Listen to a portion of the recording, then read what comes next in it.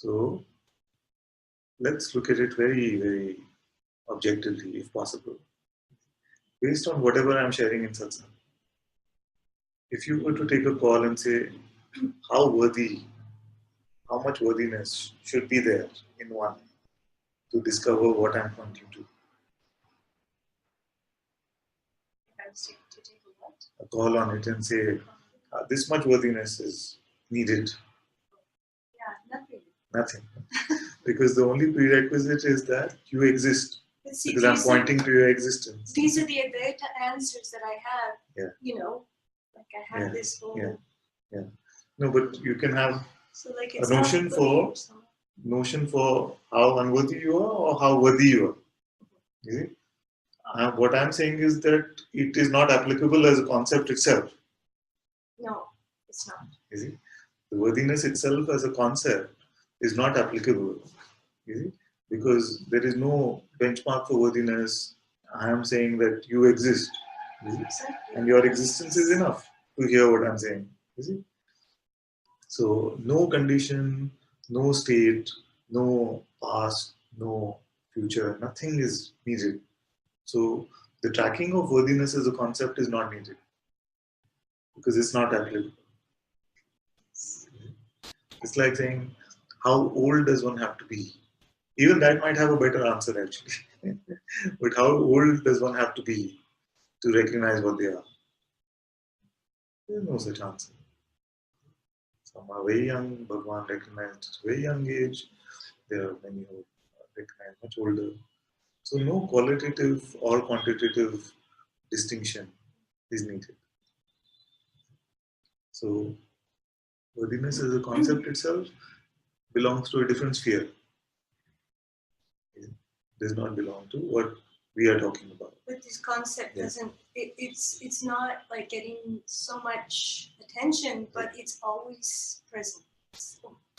I mean, relatively speaking, it's always present. It's like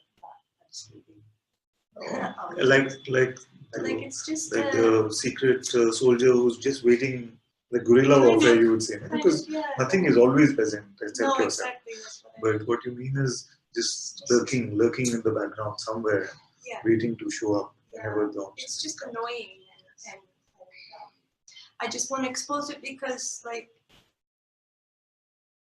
it doesn't get that much belief, but it comes around, and there's always an attempt to. It comes in many forms and interpretations and in all kinds of thought processes, and even in dreams. So, like, it's one of those stickier, like, sort of annoying concepts that doesn't just. When did do you have any recollection of, or what is your first recollection of feeling unworthy?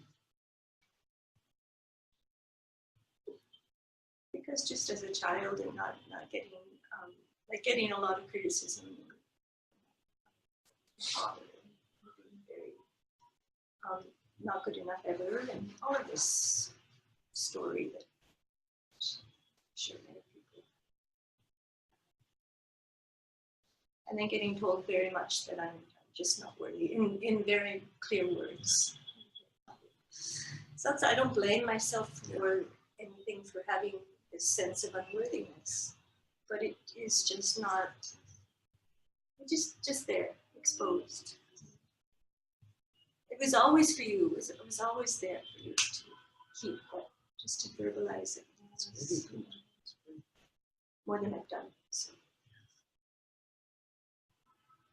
You say. But then you rightly said that it's not an uncommon notion. But I'm telling you that, I'm telling all of you that it is not applicable. In the sense that it is as useful as saying, how tall does one have to be to find freedom? I hope not very tall. Let me not give you a new concept. That's what I mean by not applicable. What did you eat for breakfast today? Besides whether you get freedom today or not. You see, it's like saying that. It's just not applicable. So, and I know that Shanti, especially because she's been in Satsang with me a long time, she knows that this concept is really not applicable, but this is the power of conditioning, especially childhood conditioning, where something has been deeply ingrained, and it can feel like it takes a period of time before it can seem to just become. It is actually nothing, but to even see that it is truly never applicable can seem to take a period of time in this way. But exposing it, especially exposing it in the light of satsang and in front of the sangha itself, is very beautiful.